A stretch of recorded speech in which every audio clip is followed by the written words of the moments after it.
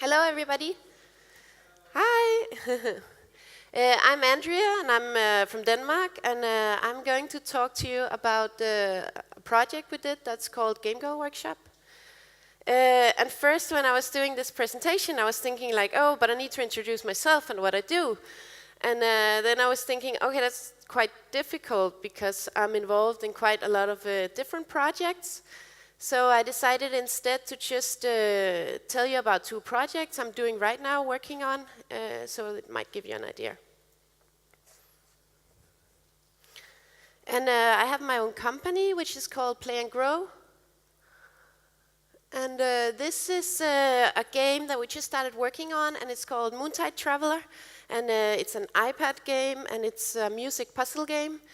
And it's basically it's a game about the female cycle. So the game is in 4 levels, and apparently the female cycle is in 4 levels as well, or 4 stages, which I didn't know until I started researching. And so each level is in the tempo of how you should behave in that part of the cycle. So I guess it's like kind of like a bit of a different game. And this is a project I was just involved in that's called The Hunt for the Yellow Banana, and it's a street game. And basically what we did is we got invited, 10 game designers, we got invited to the islands of the Maldives, which are like, you see here, it's like, that's the capital, it's called Male, and it's like one island just totally overpopulated with houses. There's a lot of houses. And what happened in the Maldives is that, like, recently, 2 years ago, they had a military coup. So now there's a military government, and you're not allowed to gather more than 3 people in the streets at the same time. You're not allowed to dance in the street. It's quite like a hardcore regime. So what we wanted to do, coming there as game designers, was actually doing some playful stuff in the street, make people think about, like, the streets in a different way, and maybe laugh. So what we could think of was, like, we had this giant banana costume. And we were like, okay, like, nobody can be angry at a banana. So why don't we do something with the banana? And then we started creating a presence for the banana. Like, have you seen this banana? We're putting up missing posters and flyers. And then we went out with the banana, and we had people, like, call in on a banana phone and had them, like, email and Twitter. And then in the end, we did like a short game where we got people's phone numbers, and then we sent out the banana, and we got people to look for it by sending them text messages. So, yeah. And so that's a little bit about like what I do, like some of the projects I'm involved in. And now I'm going to talk about Game Go Workshop. And actually, I'm really happy to be here because this project is very much inspired by a visit here. I think it was in 2006. There was a project called Supermarket, which is, amongst other things, it taught girls how to build dance mats. So partly inspired by that, we started doing Game Go Workshop. And who are we? Like, that's me. I'm an artist, and I'm doing it with a girl called Nevin, who's an audio designer for games. And the idea, I guess, like, for this concept emerged when we were at the Nordic Game Conference in 2010. And there was, I guess, like, tracing a bit back, I guess we were both being women and being in the games industry, we were like, there's so few women there, and we were really like thinking, like, what can we do to get more women into the industry? And then we were thinking, I guess we have to start with like inspiring teenage girls, because that's around the time when you choose like what you like and your career. So we were at the Nordic Game Conference in 2010, and then there was this guy from Jordan, Samir Abbas. He was giving a talk about the emerging Arabic market. We were like, whoa, that's really cool. Like, I wonder what kind of games they do there. And then we're also thinking, if it's like an emerging market, maybe there might be a chance to get women in there, like right from the beginning, which could be kind of cool. And then we did a first workshop in Copenhagen at the Islamic Arabic Private School. And the girls had 3 days to develop a game. And we did it very like, we divide them into to a specific role right from the beginning. So we have like the audio designer, the graphic artist, and the coder. So we do it pretty much like you would do a normal game production. So the girls really get the feel of what building a game would be like. And a little bit, yeah, that's a little bit about our mission and our motivation. As I said, to inspire the girls to pursue a career in the IT industry and then experiment with technology on their own terms and give them the tools and skills to tell their own stories. And then we decided to go to Palestine and collaborate with some local partners there to try to see if we could make a Game Girl workshop a recurring activity. And that was that whole motivation of the emerging Arabic market, and we're like, oh, maybe we could go there and do some workshops and try to get some girls interested in game development. And then you can ask, like, why game development? And it's a combination of many school subjects, and you can have different skills and roles during production, and you have workflow and deadlines, and creative technology, and then it's also teamwork. And then, yeah, so the whole thing is like, often when you come and present, like if you want to do a Game Girl workshop, we come to a school and we say, hey, we want to do a workshop for girls, like teaching them how to make games. And of course the boys are like, but why not us? Why does it have to be only girls? And then it's like, we want to create this sort of like safe space for girls to express themselves like with their stories, because what often happens, what we've noticed is that, like, if you have girls and boys together, it's often the boys sitting in front of the computers and the girls standing a bit like behind and be like, oh, maybe press that one or do that. But it's not them taking control. So by creating this space where it's only girls, we're like, yeah, that will force them to do it. And then we got funded by ActionAid Denmark to go to Palestine and do workshops there. And we did 3 workshops, one in Ramallah, and one in Anapta, and one in Nablus. And we have 8 games developed, and 31 girls got introduced to GIMP, Game Maker, Reason, and Audacity.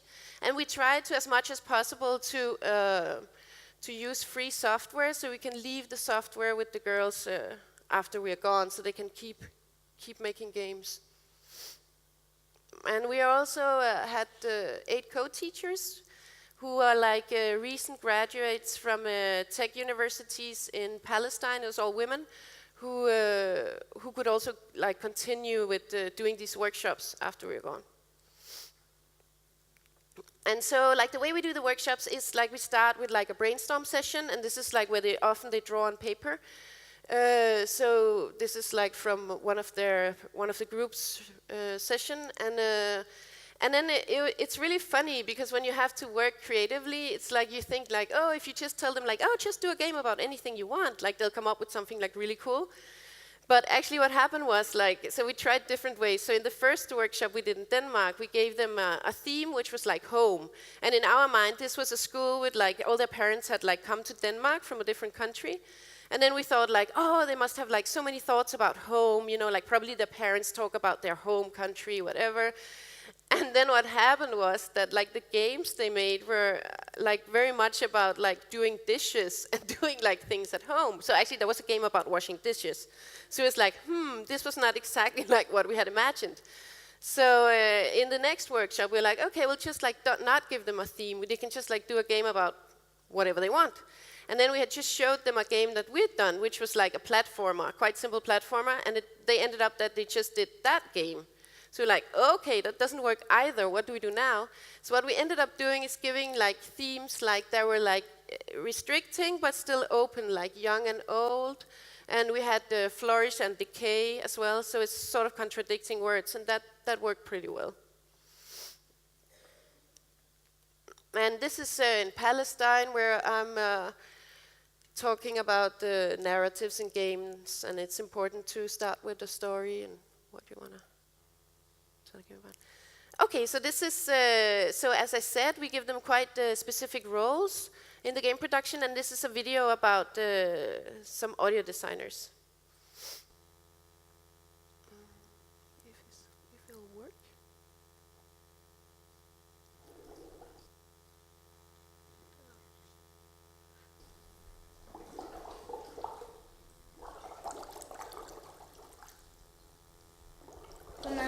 كل مصاصة فعشان يطلع فقاعات يعني عشان نعملها للجيم ويطلع يعني لما تغوص هاي تغرق السفينة يغرق الزلمة والسفينة يعني بطلع هيك صوت فعملنا هيك عشان يكون So this is Malik, and like I said, they were the audio designers, and they're pretty cool with like running around and getting sounds from they were pretty creative in their sound making, so that was fun. So like I said, it's also about for us to say that it's really it's not easy, but it's easier to make a game if you just take images from the internet and you can take a lot of sound from the internet. What we also really wanted to do with these workshops is show the process of creating a graphic image or creating a sound like you just saw. So it's about creating everything from scratch to actually get the feel of the discipline. And then trying out the different roles in a game production. Often we had girls that were so really unfocused. Maybe they were doing graphics and they were talking all the time or listening to music on their cell phone. And then we swapped roles. Maybe that girl became an audio designer and she was so focused with her headphones on all the time. She never took breaks. So it's also about finding what you like. And this is one of our co-teachers, Rasha. And this is a little video about her, which she was a really, really great teacher in our workshop. 28 years old Rasha is an experienced computer engineer from Ramallah, Palestine. The past 2 weeks, she has been part of Play and Grow's computer game workshops, first as a participant, but now she's a co-teacher for a group of teenagers who are learning the same programs as Rasha did the week before.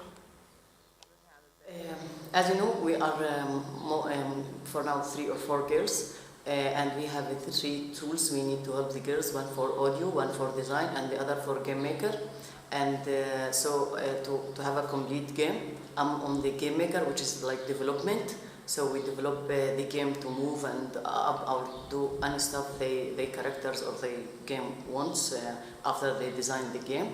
So I'm work as a development, which is match my background as a computer engineer, and even I'm a programmer. The first day was the hardest because they don't think that need too much logic, just a click. So when they start do their own programmer and they need to understand what the action that I need to use, then it was much harder for them. But after they have most of the concepts that they need, you see a programmer here. So I saw them at the second day at morning. They look like what we gonna do. It's like some of them was so sad. You can see that because they scared from failed in this program or something. But after they get help and they get something moving and accomplishing in their own program game, you feel them how they change and become so optimistic and happy and fun. I think it's like here stable, and they just come up like I don't know, rock or something. It's too much improvement with the girls. فاحنا بدنا نشوف لما عملها كات جمب كانت اي حياه كان اي ايمج، مش احنا كل حياه عباره عن ايمج، كان هالايمج يصير لو 1 2 3. I love moving the information or share information. I love to build. So I see when I give someone information, like I'm like a corporate or help him to build himself, his personality, his future. So I feel like I'm at something in his life, and that's mean in family life and society life in Palestine. So this is our investors to teach. And for now I get really, I know the education is the best, the most important thing in the country. But after this workshop, I really, truly, deeply understand how education and good teaching, it's the most important thing, and each country should focus on this stuff, because this is what will help or.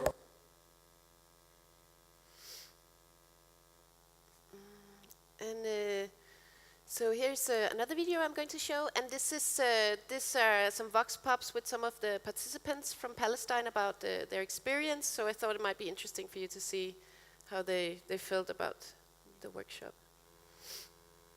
We have learned a lot of things. I learned how to make a game on computer, and it was really, really exciting. Maybe at first it was hard, but after repeating and doing the same steps, it turned easy in the end. I've been in the girl workshop game, and I really enjoyed the people here, and like they're really nice because they helped me out a lot while working, and also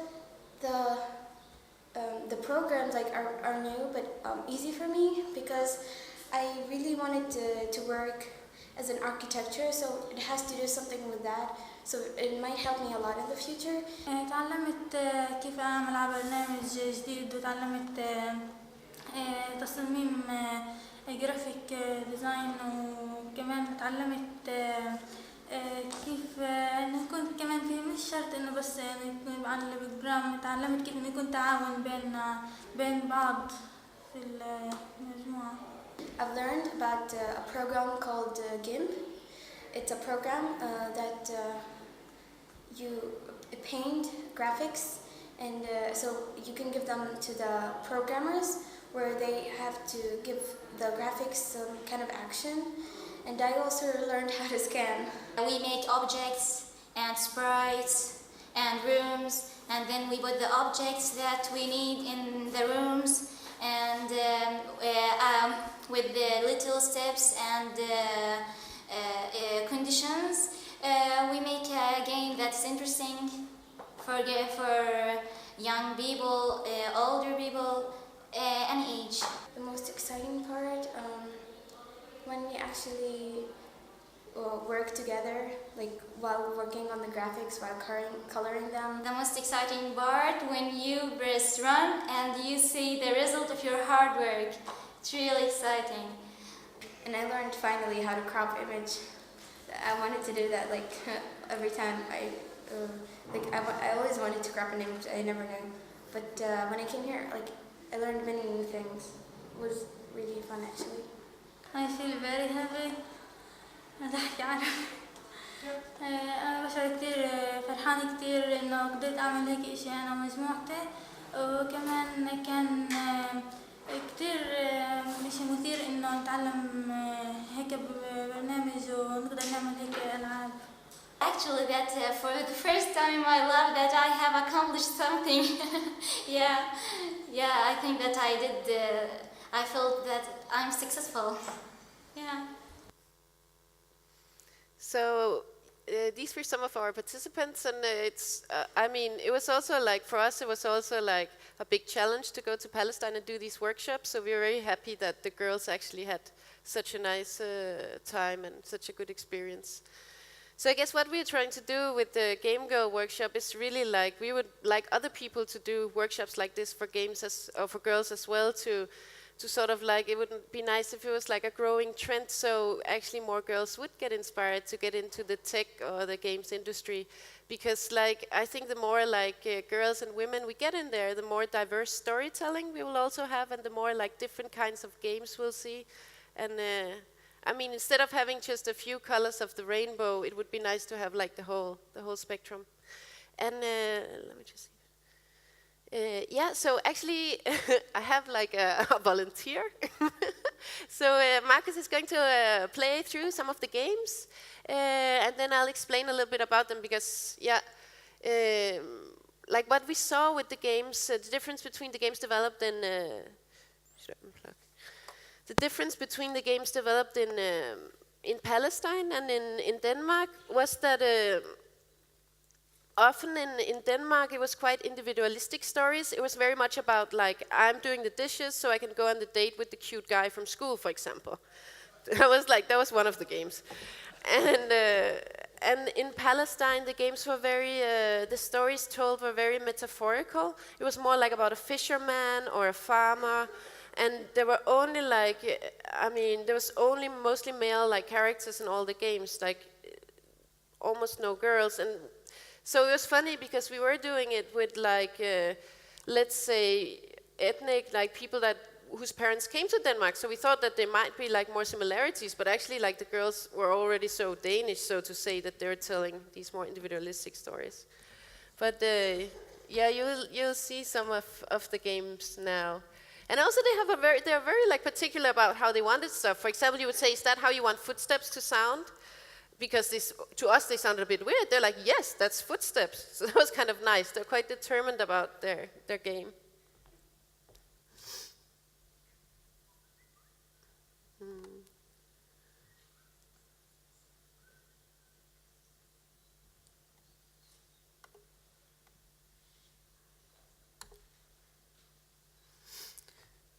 So while you're doing that, I guess like one thing we're also really trying to do, because I said we really focus on having the different disciplines, is also that we have a specific teacher for each discipline. So we'll always have a coder teacher, like a graphic teacher, audio teacher, game design teacher. So there's also one person that the girls can come to and ask specific questions about that discipline. Do you want to play them in a specific order, or do we start with anyone? You can go just from the top? Yeah.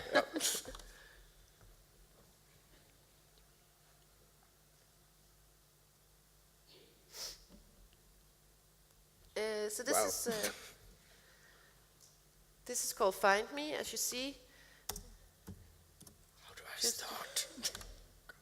Oh, right. And maybe the audio is... Oh, wait. Oh, that's there. Yeah. So actually I think in this game the audio makes it quite like, it's just like sort of this finding Holger kind of game, but actually the audio makes it quite like scary, that I actually feel like I'm quite, like I am truly lost.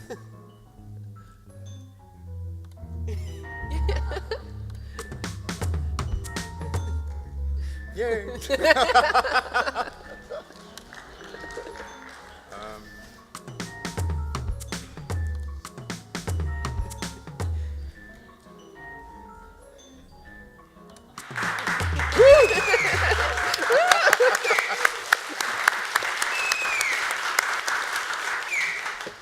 Game of the year. Oh! You want to try it again or do something else? No, we can try another one. But are we doing so well? Yeah, I want to try again. So this is the fisherman, and notice how it actually starts from a different side. I mean, also because the writing starts from a different side, so he enters from the different side. Right. So this was really important to the girls. You had to walk in on the ship. You couldn't just start on the ship. It's like the whole story.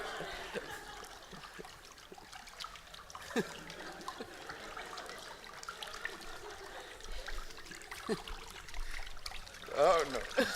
Actually, this game is pretty hard. Yeah, it is. So this is the sound you heard in the video before they're doing with the straw.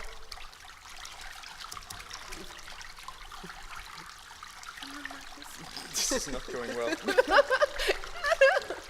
You can move the boat back and forth.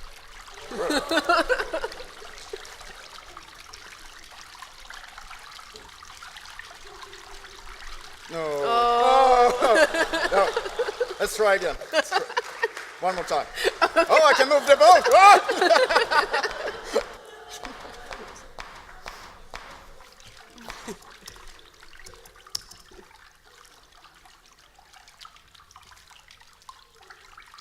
Uh-oh. Oh, no! Oh, fuck.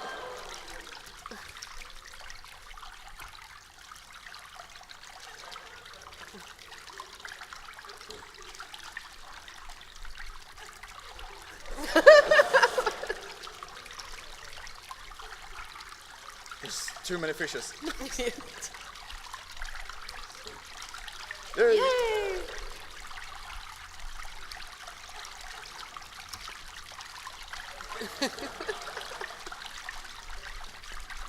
No, wait. Ah. Maybe No. we can try it later. Maybe. So- I get back later too. Yeah.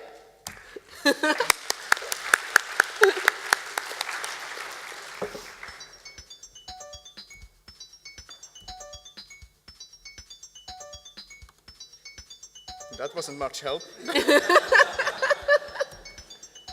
Okay. So this is about a guy who has to kill the insects from eating his flowers so he can take the flowers to the market. Wait. Oh, maybe this.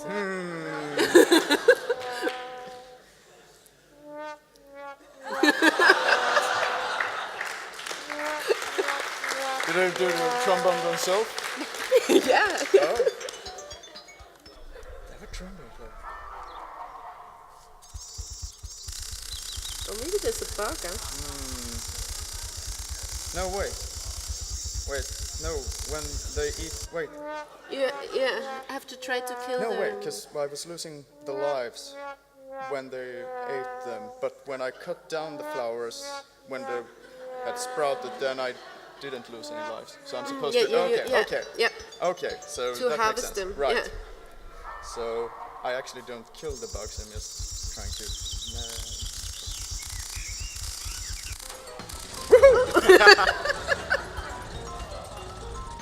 So now you can go to the market.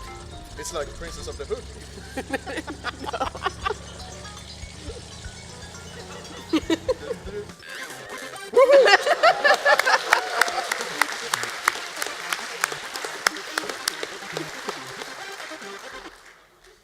That was a great game. Lack of feedback was a problem, and information, no help at all. That was actually part of the game. Okay.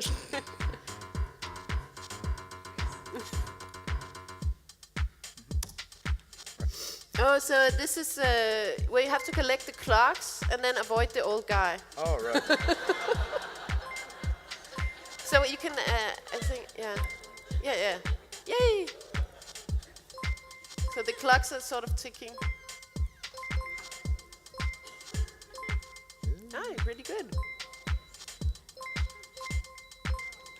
Oh.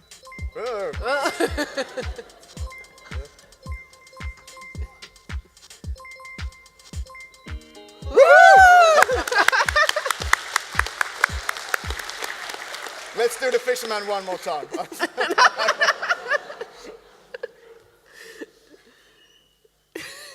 One more time, this time.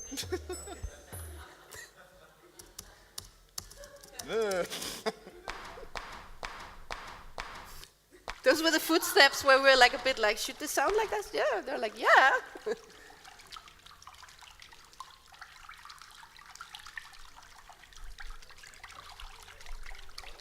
Oh.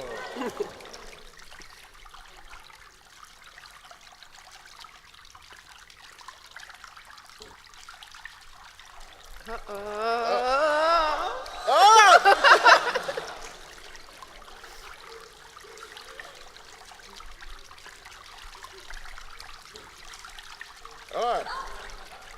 It's a bit buggy, I would say. Oh, did you see he fell down? Yeah. Poor guy.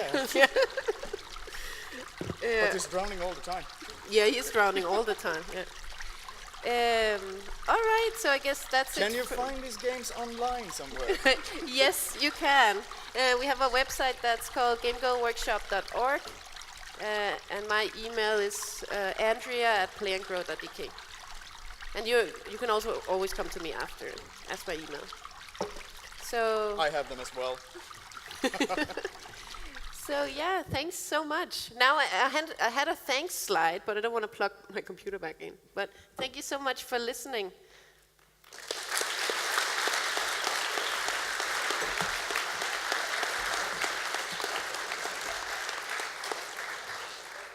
And thanks to Marcus.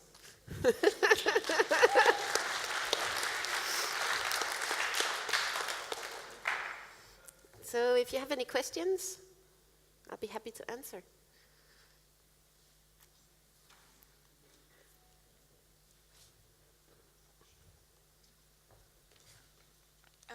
I have a friend in Turkey who's doing a game developing club for anyone, and he was asking me this one time, like, how can I get more girls in here? And like when I thought about it, I regret to say, but I couldn't find of any other reason than to call it interactive art. Did you have kind of that problem trying to tell these girls that it's just for them, or was it easier just because it was just girls, not boys? I mean, I think as soon as you say, hey, like if you start out saying, hey, like you come to the school, we have this activity that's like a girls' activity, and then you say it's about making games, then as soon as you say it's a girls' activity, then girls are like, oh, okay, then it's fine, then I can join. And then in the workshops, like, I mean, we actually ask them, so do you play games? We start out by asking, so do you play games? What kind of games do you play? And all of them do play games, so it's, of course they do, you know, but it's like, yeah. But saying it's a girls-only activity is felt quite good, and actually just creating that space, that safe space to be in, even more so in a place like Palestine where the genders are more divided in their activities. It worked really well. Okay, thank you.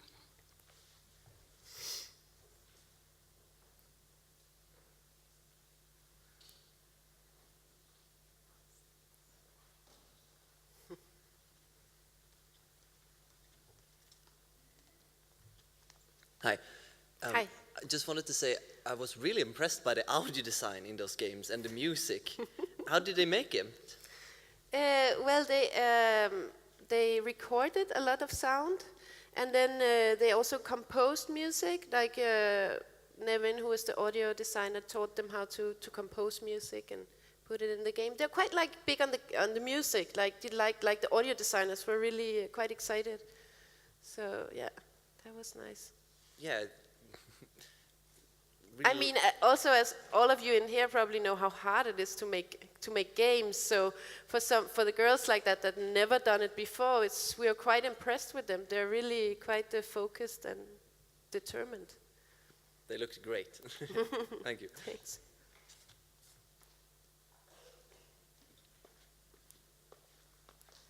Hello.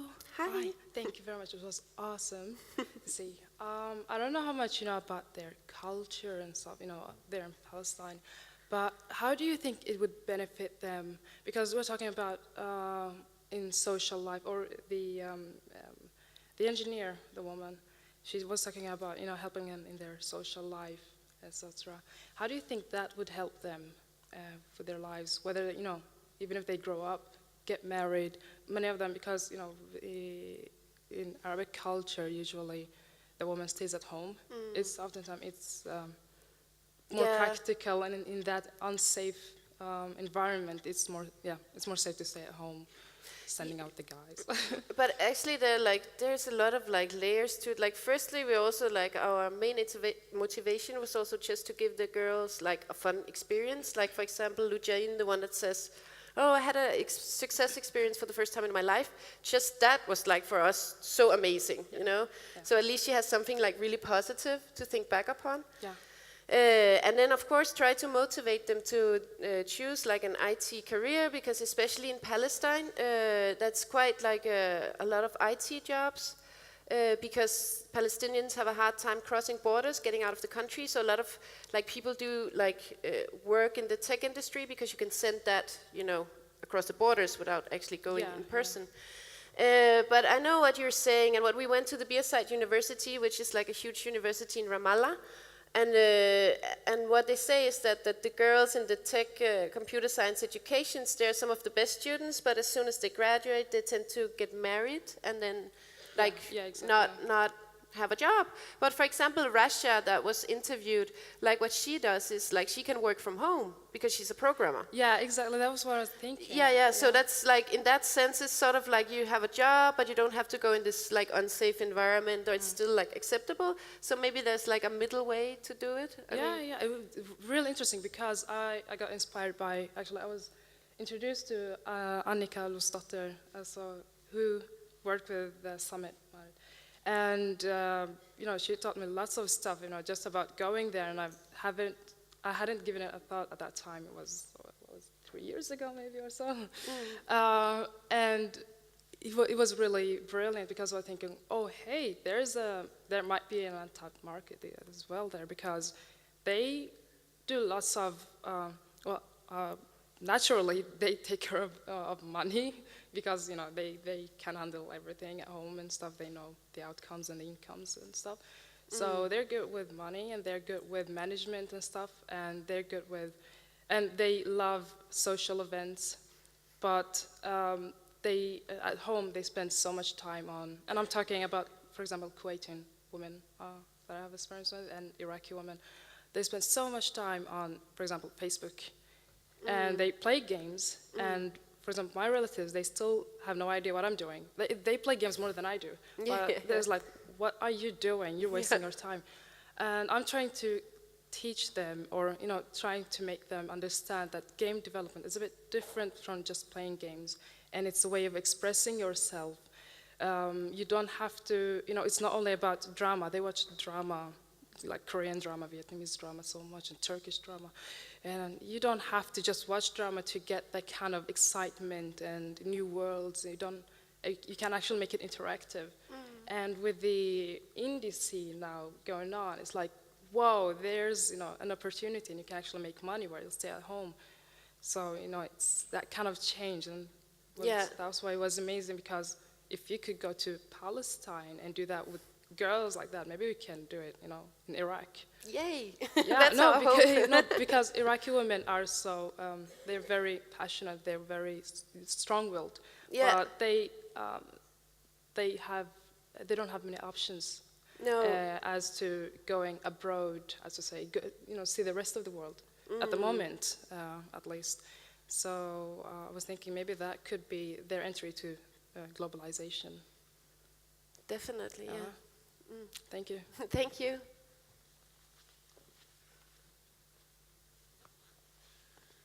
Hello, and thank you for the talk. It's terrific. I thought it was very wise to make the decision to use free software and software that could be left with the students. And I wanted to know if there were any additional either plans to continue their growth as students in these areas, or even just keeping those resources. You said there's these instructors that were tied into each discipline, and if there was either them staying on or just a general sort of path to not just plant the seed of this interest, but help it grow into something bigger. Yeah, that was a little bit our fear, because it's so easy just to come in and be like, oh, we do this fun event, and then how do you make it continue? That was why we wanted to involve the co-teachers, and some of the co-teachers have been doing workshops after we left, which is amazing. But it's also we all know, it's lives are busy, they also have their jobs and stuff, so and they won't get any money to do the workshops. But one of the, Rasha that you saw, she went back to one of the villages where we did a workshop and sort of followed up with the girls, and then they've also been doing, another girl, Ahlam, also did a workshop herself, so for some girls. So, hopefully, we're still in touch, so it keeps rolling. Hopefully there'll be more workshops. Very cool, thank you. You're welcome. Hi. Hi. Great talk. As an answer to your question before, when I was in India about 2 years ago, and I helped out a company with a similar course for both girls and boys, and getting the girls involved, they had a problem with this. So I helped out with 2 courses. The first one, we just put out, hey, learn how to make games, and there was 2 girls there out of 40 people. The next course, we put in both boys and girls, and we got about 15 girls in that group of 40 people. So it's a shame that you had to do that, but it works. Yeah. Oh. Thanks.